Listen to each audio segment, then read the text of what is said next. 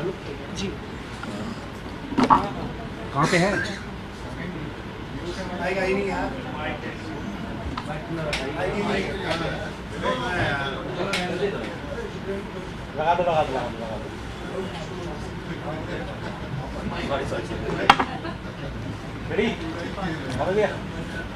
शुरू करें। सभी पत्रकार बंधुओं को नमस्कार। देश के प्रधानमंत्री नरेंद्र मोदी जी ने जो अध्यादेश पारित किया है, वो अध्यादेश भारत के लोकतंत्र का गला घोटने की कार्रवाई है। वो अध्यादेश इस देश के संघीय ढांचे को समाप्त करने की कार्रवाई है। वो अध्यादेश बाबा साहब डॉक्टर भीमराव अंबेडकर के द्वारा लिखे गए संविधान को खत्म करने की कार्रवाई है और सबसे बढ़कर भारत के सर्वोच्च न्यायालय के 5 जजों के फैसले को पलटने की कार्रवाई है। इससे स्पष्ट हो गया कि भारतीय जनता पार्टी और नरेंद्र मोदी जी ना तो देश का संविधान मानते हैं, ना भारत का लोकतंत्र मानते हैं, ना देश के संघीय ढांचे में उनका कोई यकीन है और ना ही भारत के सर्वोच्च न्यायालय को मानते हैं। फिर बचा क्या? कौन सी संस्था बची इस देश के अंदर? इसका मतलब देश में तानाशाही का शासन है। तुगलकी फरमान से कोई भी आदेश बदला जा सकता है, कोई भी आदेश दिया जा सकता है। 25 साल से जिस दिल्ली के अंदर भारतीय जनता पार्टी बुरी तरीके से हार रही है, बार बार पराजित हो रही है, इतनी व्याकुल है, इतनी तड़प रही है सत्ता पाने के लिए यहां पर कि अरविंद केजरीवाल जी की एक लोकप्रिय सरकार जो लोगों को फ्री बिजली देती है, फ्री पानी देती है, फ्री शिक्षा देती है, फ्री इलाज देती है, बुजुर्गों को तीर्थ यात्रा देती है, विधवाओं को पेंशन देती है, जो माताओं बहनों के लिए बस की यात्रा फ्री करती है, ऐसी सरकार को कैसे रोकना है, कैसे चलने नहीं देना है, कैसे अरविंद केजरीवाल जी की लोकप्रियता को खत्म करना है, इस पूरे काम में नरेंद्र मोदी जी और बीजेपी की ऊर्जा लग रही है। और ये जो अध्यादेश है अलोकतांत्रिक, असंवैधानिक, भारत के संघीय ढांचे को खत्म करने वाला, इसके लिए दिल्ली के मुख्यमंत्री और पार्टी के राष्ट्रीय अध्यक्ष अरविंद केजरीवाल जी ने कहा है कि वो देश के सभी विपक्षी नेताओं से मुलाकात करेंगे, सारे राजनीतिक दलों से मुलाकात करेंगे और जब ये काला कानून राज्यसभा के अंदर आएगा, जहां पर बीजेपी का बहुमत नहीं है, वहां सारी विपक्षी पार्टियों को मिलाकर इस बिल को वहां पर गिराने के लिए सबको एकजुट करने का प्रयास करेंगे। और इसी क्रम में मुख्यमंत्री अरविंद केजरीवाल जी कल बंगाल की माननीय मुख्यमंत्री ममता बनर्जी जी से मुलाकात करेंगे। परसों शिवसेना के राष्ट्रीय अध्यक्ष उद्धव ठाकरे जी से मुलाकात करेंगे। उसके एक दिन बाद एनसीपी के राष्ट्रीय अध्यक्ष शरद पवार जी से मुलाकात करेंगे। कल उन्होंने नीतीश कुमार जी और तेजस्वी यादव जी से मुलाकात की और सबके सामने एक ही विषय रखा, अगर हमको भारत का लोकतंत्र बचाना है, अगर हमको बाबा साहब डॉक्टर भीमराव अंबेडकर के द्वारा लिखे गए संविधान को बचाना है, अगर हमको इस देश के संघीय ढांचे और सुप्रीम कोर्ट को बचाना है, तो सारे विपक्ष को एकजुट होकर इस अध्यादेश को जब बिल के स्वरूप में राज्यसभा में आएगा, उस वक्त इसे गिराना होगा। और यह 2024 का सेमीफाइनल भी होगा, यह विपक्षी एकता का सेमीफाइनल भी होगा। क्या सारा विपक्ष भारतीय जनता पार्टी को पराजित करने के लिए एकजुट है या नहीं है, इसकी एक बड़ी अग्नि परीक्षा जब यह अध्यादेश बिल के रूप में राज्यसभा में आएगा, उस वक्त होगा। तो ये जानकारी आप सबको देनी थी कि अरविंद केजरीवाल जी देश के सभी विपक्षी नेताओं से आने वाले दिनों में मिलेंगे अभी 3 कार्यक्रम उनके तय हुए हैं। एक बंगाल की मुख्यमंत्री ममता बनर्जी जी से, दूसरा महाराष्ट्र के पूर्व मुख्यमंत्री उद्धव ठाकरे जी से, तीसरा एनसीपी के राष्ट्रीय अध्यक्ष शरद पवार जी से, और सबको एकजुट करके इस बिल को, इस काले कानून को गिराने के लिए वो प्रयास करेंगे, उन सबसे मुलाकात करेंगे। हमारे बीच में दिल्ली के माननीय मंत्री सौरभ भारद्वाज जी हैं, हमारे राज्यसभा के सांसद संदीप पाठक जी, दिल्ली की माननीय मंत्री आतिशी जी हैं। आप लोग सर आपने बोल दिया सर। सवाल भी था सर, क्या कांग्रेस से सहयोग मांगेंगे? देखिए, ये अग्नि परीक्षा की घड़ी है, ये देश में आपातकाल है, इमरजेंसी है, और अगर सुप्रीम कोर्ट को पलट दिया जाए, मतलब क्या कर रही है बीजेपी? कह रही है भाई हम, अगर आपने सरकार बना ली तो पहले खरीद फरोख्त करके आपकी सरकार गिराएंगे, उसमें सफल नहीं होंगे तो ईडी सीबीआई छोड़ के आपको गिरफ्तार कराएंगे, उसमें भी अगर सफल नहीं होंगे तो अगर आपके पक्ष में कोई सुप्रीम कोर्ट और न्यायालय का आदेश आ जाता है तो उसको भी बदल देंगे। तो फिर लोकतंत्र कहां बचा, संविधान कहां बचा, सुप्रीम कोर्ट कहां बचा? फिर तो सब आपने खत्म कर दिया। तो कांग्रेस पार्टी को भी यह तय करना होगा कि क्या वो भारत के संघीय ढांचे और लोकतंत्र के पक्ष में खड़ी है या उसके खिलाफ खड़ी है। एक लाइन की बात है, ये उनको तय करना होगा, और कांग्रेस पार्टी का जब तक कोई आधिकारिक बयान नहीं आ जाता तब तक इस पर कोई प्रतिक्रिया देना ठीक नहीं होगा। अभी तो अगेंस्ट में से बयान आ रहे, कह रहे कि शीला गवर्नमेंट में भी काम हो रहे थे। मैं कह रहा हूं कि कांग्रेस पार्टी का, यानी कि उनके जो भी प्रमुख लोग हैं, जिनके हाथ में सदन की जिम्मेदारी है, जिनके हाथ में राष्ट्रीय स्तर पे पार्टी के संगठन की जिम्मेदारी है, जब उनका कोई आधिकारिक बयान इस विषय पे आ जाएगा उस समय हम लोग अपनी प्रतिक्रिया देंगे, उसके पहले कुछ कहना ठीक नहीं।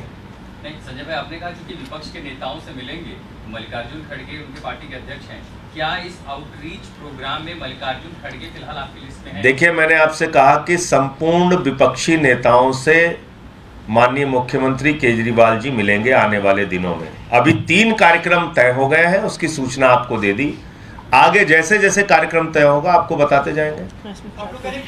एक सेकंड में देखिए, ये किसी एक पार्टी का मुद्दा नहीं है, ये सिर्फ दिल्ली का मुद्दा भी नहीं है, ये मुद्दा इस बात का है कि जहां जहां Bharatiya Janata party state election हारती है वो किसी ना किसी तरीके से उस राज्य सरकार की ताकत को खत्म करने की कोशिश करती है, चाहे वो विधायकों की खरीद फरोख्त से हो, चाहे ईडी सीबीआई छोड़ने से हो, नहीं तो गवर्नर के ऑफिस का, लेफ्टिनेंट गवर्नर के ऑफिस का मिसयूज करके हो, या ऐसा अनकॉन्स्टिट्यूशनल ऑर्डिनेंस लाके हो जो इस देश के डेमोक्रेटिक फेडरल स्ट्रक्चर को अंडरमाइन कर देता है।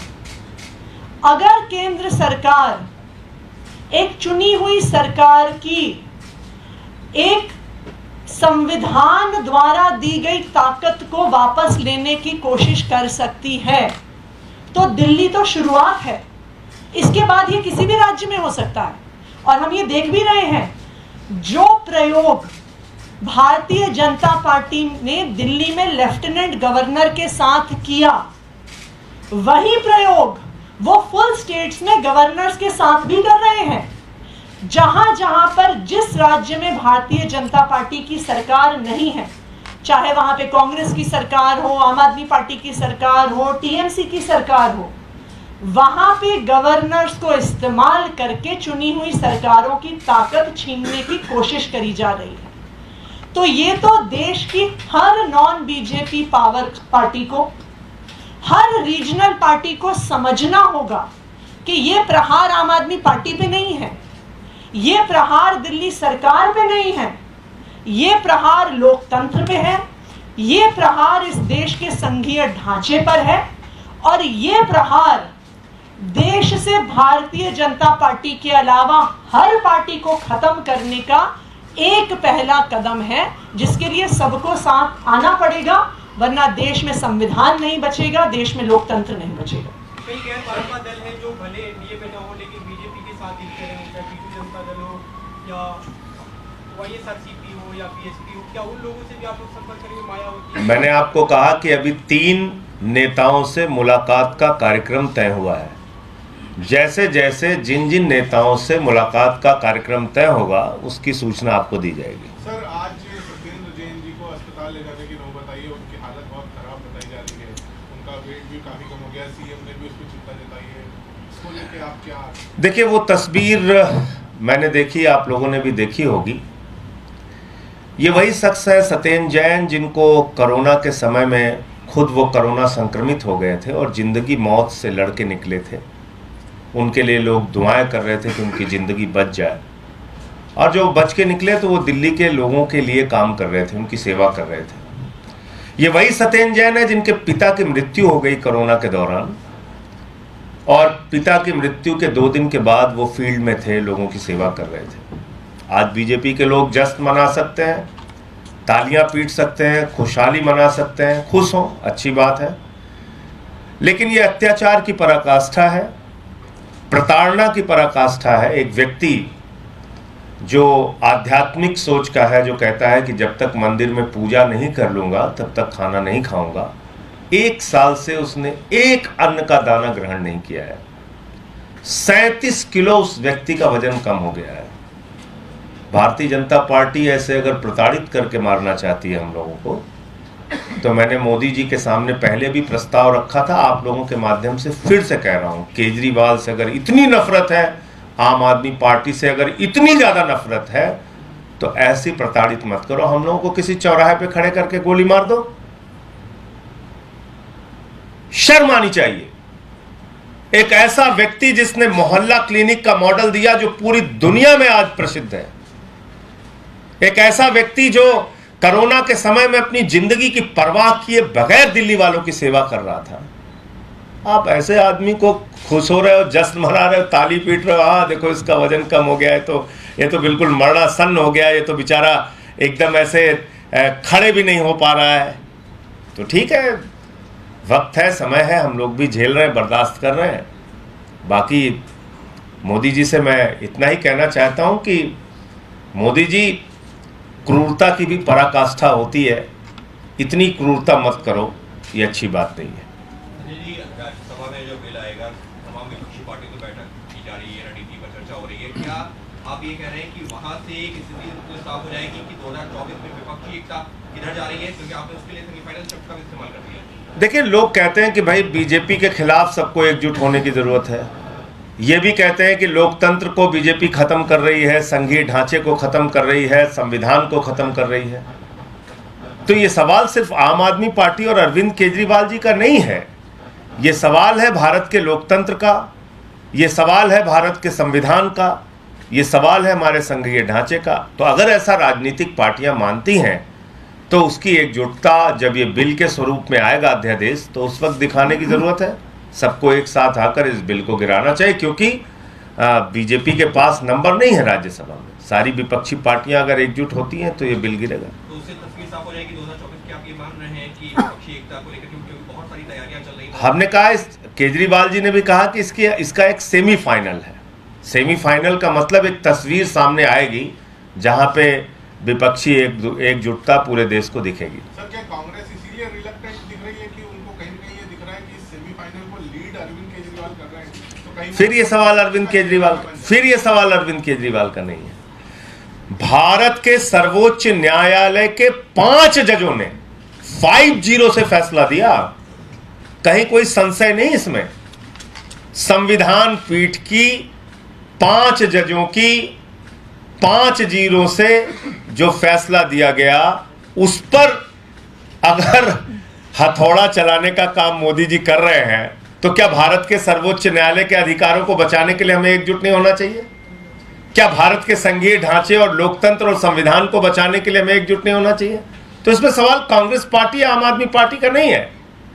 यह सवाल है जिस बुनियाद पे हम जिंदा हैं और चल रहे हैं, जिस बुनियाद पे पूरा भारत और 140 करोड़ लोग खड़े हैं, वो बुनियाद अगर हिलाने और गिराने की कोशिश की जा रही है, तो कम से कम उसको बचाने के लिए तो हम सब लोग एक साथ आए। संजय सिंह जी, जो तस्वीर आपने कुछ पार्टियों का नाम लिया है, दरअसल अभी सवाल पूछा गया था टीडीपी वाईएसआर को लेकर के, क्या इसमें वो पार्टियां भी शामिल होंगी इस आउटरीच प्रोग्राम में, जैसे अकाली दल हो गए या टीडीपी, जो पहले बीजेपी के घटक दल रहे हों?